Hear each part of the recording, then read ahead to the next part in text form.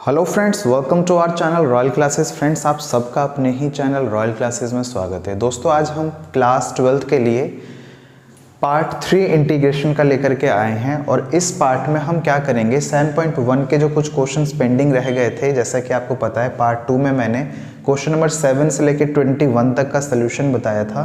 तो question number 1 से लेकर के 6 तक और क्वेश्चन नंबर 22 पेंडिंग है। एक तो हम ये करेंगे, इसके बाद हम 7.2 का इंट्रोडक्शन और पार्ट 1 में जब हम क्वेश्चंस कर रहे थे तो प्लस सी लगा रहे थे, तो सी का लॉजिक समझेंगे। सी का लॉजिक समझेंगे, ये क्वेश्चंस जो है 7 क्वेश्चंस टोटल, इसे कंप्लीट करेंगे और 7.2 का ये इंट्रोडक्शन। माय डियर स्टूडेंट्स, ये 7.2 जो है बहुत ही ज़्यादा इंपॉर्टेंट है और आपको बहुत ध्यान से समझना होगा। नोटबुक लेकर के आप बैठें, क्योंकि 7.3 करेंगे हम जब भी, है ना।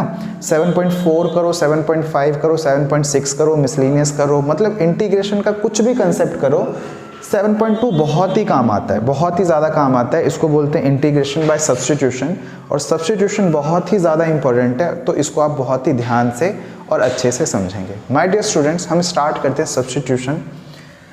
सबसे पहले आप ये समझें कि अगर मैं डेरिवेटिव की बात करूं साइन इनवर्स एक्स, तो आपको पता होगा ये क्या होता है, 1 माइनस एक्स स्क्वायर। अगर मैं कॉस की बात करूं तो ये क्या होता है, 1/1 माइनस एक्स स्क्वायर। और अगर मैं tan इनवर्स x की बात करूं तो इसका क्या होगा, 1/1 प्लस एक्स स्क्वायर। ये 3 नए फॉर्मूले हैं डेरिवेटिव के जो आपको याद रहने चाहिए, इसका इंटीग्रेशन में यूज़ होगा। यानी अगर मैं आपसे पूछूं integration of 1/1 plus x square, तो आपको तो पता है एंटी प्रोसेस है, तो इसका आंसर क्या आ जाएगा, tan इनवर्स x प्लस सी। इसी बात को समझाने के लिए मैंने ये आपको 3 फॉर्मूले बताए हैं डेरिवेटिव के। तो बेसिकली ये रिवर्स प्रोसेस है, तो जो डेरिवेटिव का आंसर है उसका अगर इंटीग्रेशन करेंगे तो क्या आ जाएगा, इसका अगर हम इंटीग्रेशन करेंगे तो ये tan इनवर्स x आ जाएगा। देखो, अगर आपको कहीं भी डाउट है मुझे कमेंट करके बताएं कि आपको कहाँ डाउट है और आप ध्यान से पढ़ते रहें। चलिए, इसके बाद हम स्टार्ट करते हैं।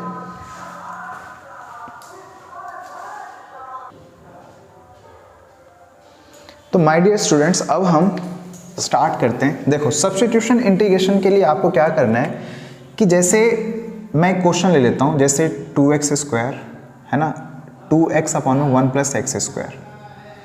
सबसे पहले आपने ये देखना है कि इस क्वेश्चन में आपको 2 चीज़ें ढूंढनी है। एक तो आपको फंक्शन ढूंढना है और एक उसी का डेरिवेटिव रहना चाहिए, वो ढूंढना है। तो आप देख पा रहे होंगे, अगर 1 प्लस एक्स स्क्वायर को अगर हम फंक्शन ले लें तो अगर मैं इसका डेरिवेटिव करूंगा तो 1 का डेरिवेटिव 0 होता है, एक्स स्क्वायर का क्या होता है 2x, तो 2x ऊपर है।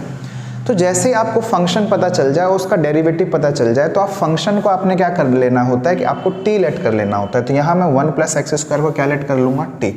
तो 1 प्लस एक्स स्क्वायर को अगर हम यहाँ पे t लेट करेंगे और इसका अगर हम डेरिवेटिव करेंगे तो 1 का डेरिवेटिव क्या होगा 0, एक्स स्क्वायर का 2x, और यहाँ पे t का करेंगे अगर हम x के रिस्पेक्ट में तो dt बाई क्या आ जाएगा dx, dx इधर आके क्या हो जाएगा मल्टीप्लाई dt।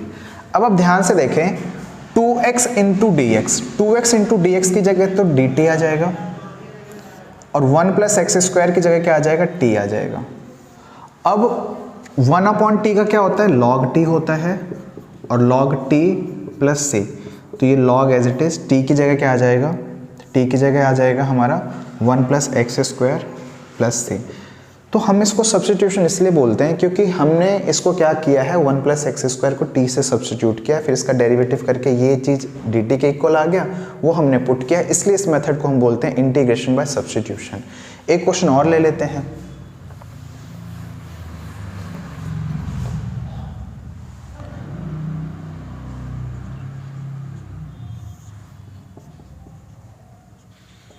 सपोज ये क्वेश्चन है, इसमें भी आप ध्यान से देखें, अगर मैं 1 प्लस एक्स क्यूब को क्या ले लूँ, t, तो अगर हम इसका डेरिवेटिव करेंगे तो 1 का डेरिवेटिव 0 हो जाएगा और एक्स क्यूब का क्या हो जाएगा 3x स्क्वायर, है ना। t का डेरिवेटिव करेंगे तो dt बाई dx होगा, तो मैं dx इधर लिख लेता हूँ, dt इधर। तो 3x स्क्वायर dx किसके इक्वल आ गया, dt के इक्वल आ गया, और नीचे वाले को क्या लिया है हमने, t। इसका जब हम इंटीग्रेशन करेंगे तो ये आ जाएगा log t plus c, log as it is t की जगह 1 प्लस एक्स क्यूब। तो आप देख पा रहे होंगे प्लस c, ये हमारा क्या आ गया, इसका आंसर आ गया। एक क्वेश्चन और ले लेते हैं। जैसे e की पावर tan इनवर्स x, और नीचे क्या है 1 प्लस एक्स स्क्वायर। अभी मैंने आपको डेरिवेटिव के फॉर्मूले लिखे थे, है ना, तो आप देख पा रहे होंगे tan इनवर्स x का जो डेरिवेटिव होता है 1/1 प्लस एक्स स्क्वायर होता है। तो जिसका डेरिवेटिव गिवन है उस फंक्शन को हम क्या ले लेंगे, इस फंक्शन को हम t ले लेंगे। तो tan इनवर्स x को क्या लिया हमने t, इसका डेरिवेटिव किया तो 1/1 plus x square dx equal to dt। तो 1/1 प्लस एक्स स्क्वायर dx की जगह क्या आ जाएगा dt, e as it is, और tan इनवर्स x की जगह क्या आ जाएगा t। तो इसको अब हम e की पावर t का इंटीग्रेशन क्या होता है, e की पावर t ही होता है, और t की वैल्यू पुट कर देंगे हम tan inverse x plus c। तो आपने देखा हमें इसका डेरिवेटिव पता था, इसलिए हमने इसको क्या ले लिया, t ले लिया। एक और क्वेश्चन लेते हैं। 1/में x माइनस रूट एक्स, है ना, इसको थोड़ा सॉल्व करते हैं। पहले इस x को ऐसे लिख सकते हैं root x into root x, और ये root x as it is है। अब नीचे से रूट एक्स कॉमन ले लो तो ये क्या बच गया 1, रूट एक्स यहाँ से अगर कॉमन लेंगे तो यहाँ बच गया रूट एक्स और यहाँ बचा 1। अब ध्यान से देखो, रूट एक्स माइनस 1 को t ले लो, रूट एक्स माइनस 1 को t ले लो। आपको इसका डेरिवेटिव करना आता होगा, है ना। रूट एक्स का डेरिवेटिव क्या होता है 1/2 root x dx equal to dt। तो 1/रूट एक्स dx, 2 इधर आ जाएगा 2 dt। तो 1/रूट एक्स dx किसके इक्वल आ गया, ट्वाइस ऑफ dt, है ना, और नीचे क्या है t। तो ये आंसर क्या आ गया, twice of log t plus c, 2 as it is, log as it is, t की वैल्यू क्या पुट कर देंगे root x minus 1 plus c। तो ये हमारा आ गया इसका आंसर। अब हम बढ़ते हैं नेक्स्ट क्वेश्चन की तरफ।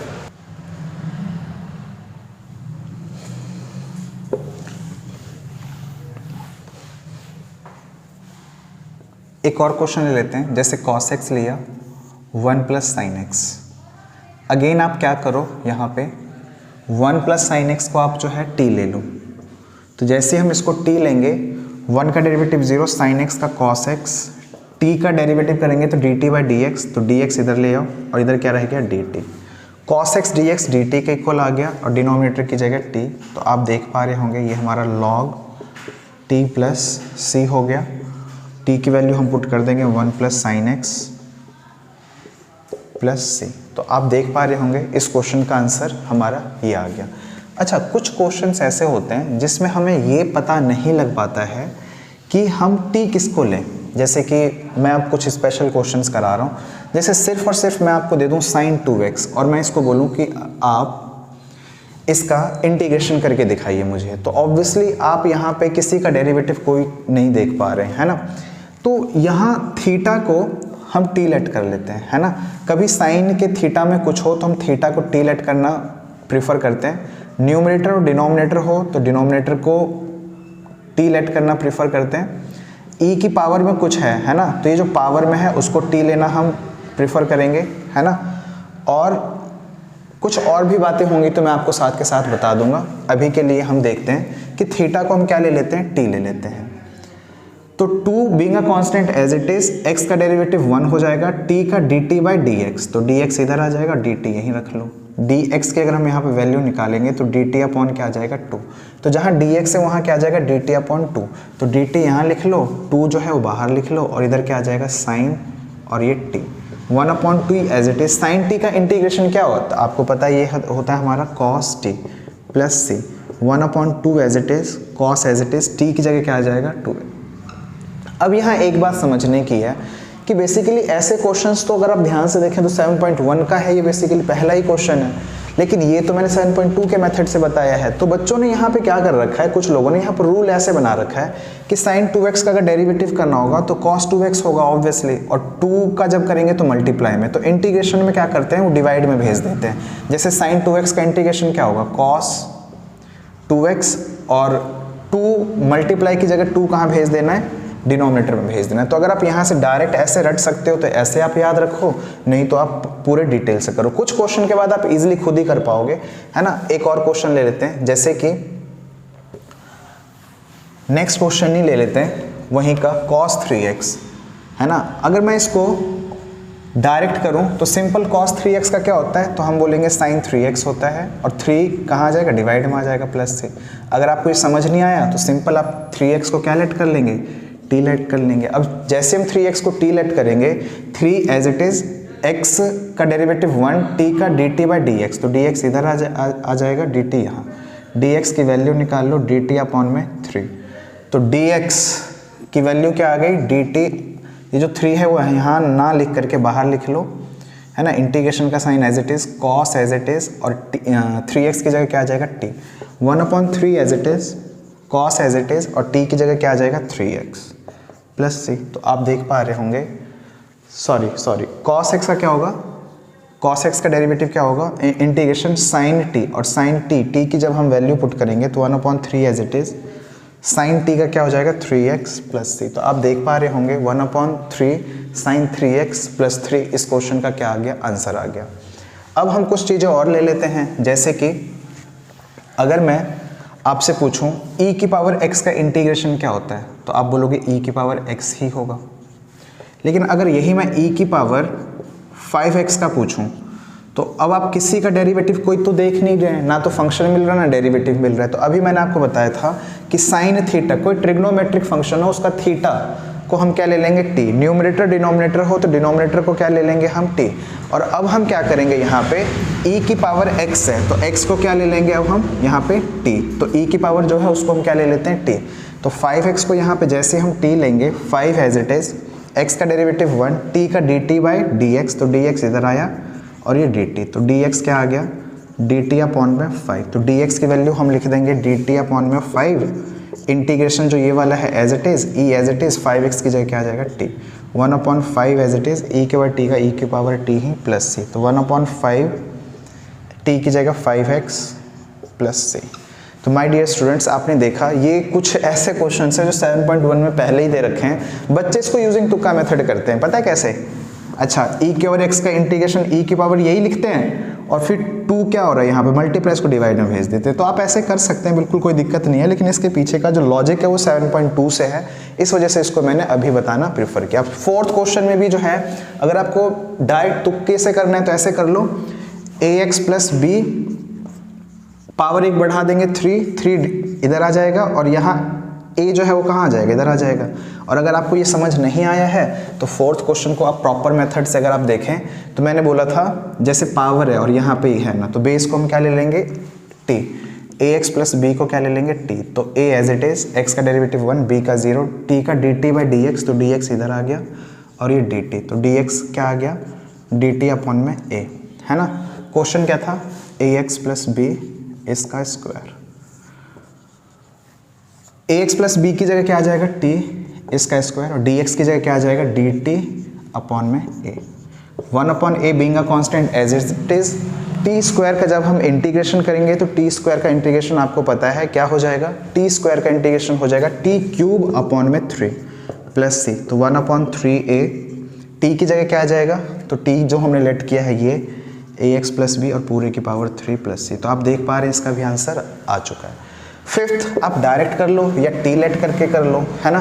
अगर आप डायरेक्ट करना चाहते हो तो सिंपल ऐसे हो जाएगा, साइन 2x का cos 2x और 2 कहाँ जाएगा, डिवाइड में, -4 एज इट इज, e के पावर 3x का e के पावर 3x ही 3 मल्टीप्लाई की जगह कहाँ जाएगा, डिवाइड में, तो डायरेक्ट आंसर आ गया। नहीं तो आप सब्स्टिट्यूशन यूज़ कर ले, आंसर आ जाएगा। सिक्स का भी डायरेक्ट कर लो, e की पावर 3x 3 मल्टीप्लाई में तो कहाँ जाएगा, डिवाइड में, अदरवाइज आप क्या लेट कर लेंगे, आप टी लेट कर लीजिए तो भी ये क्वेश्चन हो जाएगा।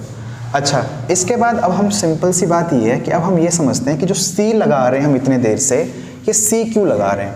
तो सिंपल मैंने आपको समझाया था कि जो हमारा इंटीग्रेशन है वो रिवर्स प्रोसेस ऑफ डेरिवेटिव है ना।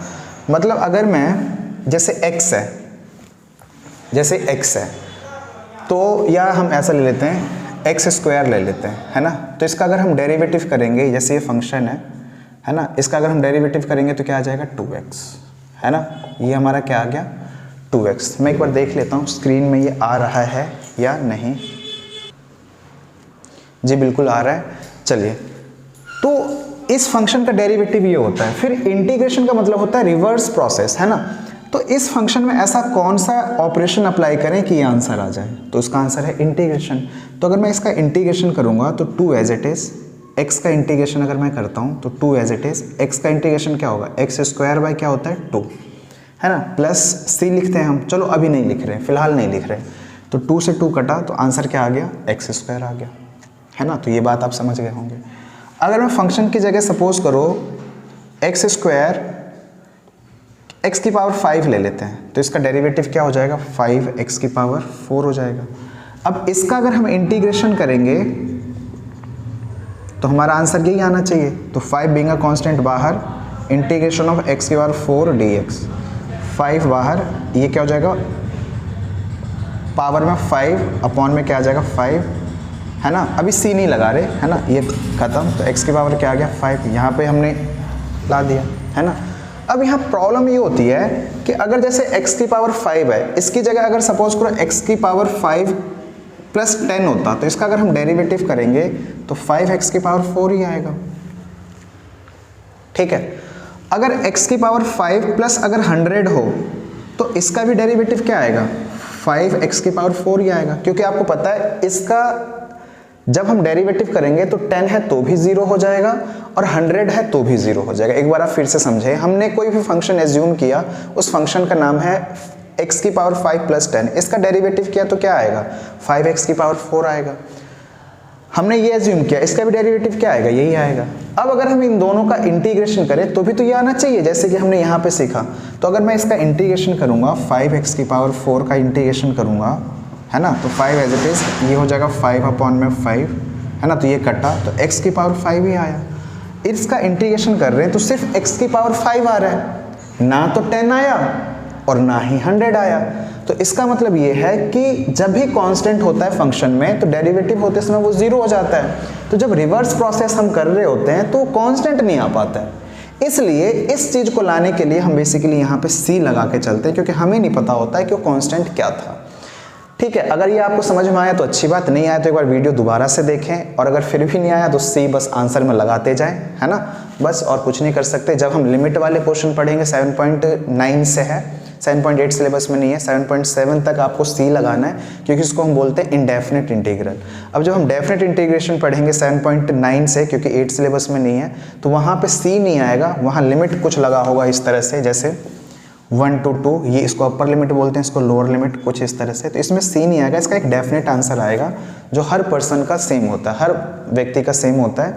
अभी जब हम 7.2 के क्वेश्चंस करेंगे तो पीछे से आंसर वेरी हो सकता है, पीछे आंसर कुछ है, हमारा आंसर कुछ भी आ सकता है। तो इंटीग्रेशन में आंसर अगर अलग आ रहा है तो कोई दिक्कत वाली बात नहीं है, वो सही माना जाता है, क्योंकि ये क्या है, इनडेफिनिट इंटीग्रेशन है। चलिए अब लास्ट क्वेश्चन हम करते हैं, क्वेश्चन नंबर 22 जो 7.1 का रह गया था, इस क्वेश्चन को हम शॉर्ट आउट करते हैं। तो आप देख पा रहे हैं इसमें लिखा हुआ है if differentiation of fx equal to given है, f2 0 है तो इसने fx पूछा है, तो डिफरेंशिएशन ऑफ dx fx ये किसके इक्वल है, 4x क्यूब माइनस 3 अपॉन में x की पावर 4, है ना। हम taking integration on both side ले लेते हैं, taking integration on both side, है ना। तो ये इंटीग्रेशन का साइन होता है dx, और ये भी किसका साइन होता है, इंटीग्रेशन का, है ना। अब हमें पता है d बाई डी एक्स ये डिफरेंशिएशन का साइन है और ये किसका साइन है, इंटीग्रेशन का साइन है। तो डिफरेंशिएशन और इंटीग्रेशन तो एंटी फंक्शन होते हैं, तो ये कट गए, तो डिफरेंशिएशन और इंटीग्रेशन कट गया, तो सिर्फ क्या बचा यहाँ पे, fx बचा, और इंटीग्रेशन ऑफ ये पूरा करना है तो 4 एज इट इज, x की पावर 3 का क्या हो जाएगा, 4 अपॉन में 4 माइनस एज इट इज, ये x की पावर 4 जो है वो ऊपर आ जाएगा, तो क्या हो जाएगा -4, इसमें 1 ऐड करेंगे तो क्या हो जाएगा -3, और -3 ही कहाँ लिखेंगे हम, नीचे, है ना। तो ये हमारा हो गया, यानी तो एक काम करते हैं, अभी इंटीग्रेशन नहीं करते हैं, पहले 4x की power 3 as it is -3, x की पावर यहाँ क्या लिख लेते हैं -4। अब इसका इंटीग्रेशन करते हैं, है ना। तो 4x की पावर 3 में 1 ऐड किया, क्या आ जाएगा 4 अपॉन में 4 -3 एज इट इज, -4 में 1 ऐड करो तो क्या आ जाएगा -3, और -3 ही कहाँ लिखेंगे, डिनोमिनेटर में +c। तो ये हमारा क्या आ गया fx, तो ये हमारा fx आ गया x की पावर 4 माइनस माइनस प्लस 3 3 कटा प्लस 1 अपॉन x की पावर 3 प्लस c। आप देख पा रहे होंगे f2 क्या दे रखा है, 0 दे रखा है। तो जैसे f2 0 दे रखा है तो f2 हम x की जगह क्या पुट कर सकते हैं, 2 पुट कर सकते हैं। और अगर 2 पुट कर देंगे तो यहाँ 2 की पावर 4 क्या आ जाएगा, 16, और यहाँ 2 की पावर 3 क्या आ जाएगा, 8, और प्लस में c। अब f2 क्या है हमारे पास, 0 है, तो f2 की जगह 0 लिख देंगे, है ना। इन दोनों का एलसीएम ले लो, 8, 16 8 जा 128 प्लस 9, 129 प्लस c, तो c की वैल्यू क्या आ गई, 129/8। 7.1 से लेकर के मिसलेनियस में आई थिंक 44 क्वेश्चंस हैं, उसमें एक ही क्वेश्चन है जहाँ पे c की वैल्यू निकाला है हमने, और कोई भी क्वेश्चन नहीं है जहाँ पे हम c की वैल्यू निकालें। c की वैल्यू यहाँ पे इसलिए निकल पाया है क्योंकि ये चीज़ गिवन था, तो ये हमने यूज़ किया तो c आ गया। अब इस क्वेश्चन में fx पूछा हुआ था, 4 ऑप्शन है, आप देख ले कौन सा आंसर सही है। c की वैल्यू जस्ट आप ये जो वैल्यू है आप यहाँ पे पुट कर दें, ये आपका आंसर आ जाएगा। इस स्टेप में अगर हम पुट करेंगे तो हमारा fx आ जाएगा x की पावर 4 1/x की पावर 3 माइनस 129/8।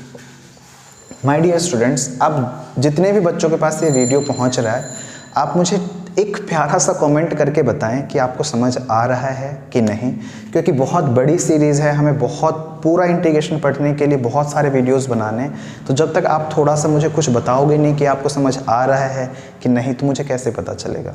तो प्लीज़ इस वीडियो के नीचे एक कमेंट करें, कुछ मुझे बताएं कि आपको आ रहा है कि नहीं आ रहा है। Thank you so much for watching. Notebook में प्रैक्टिस करते रहें।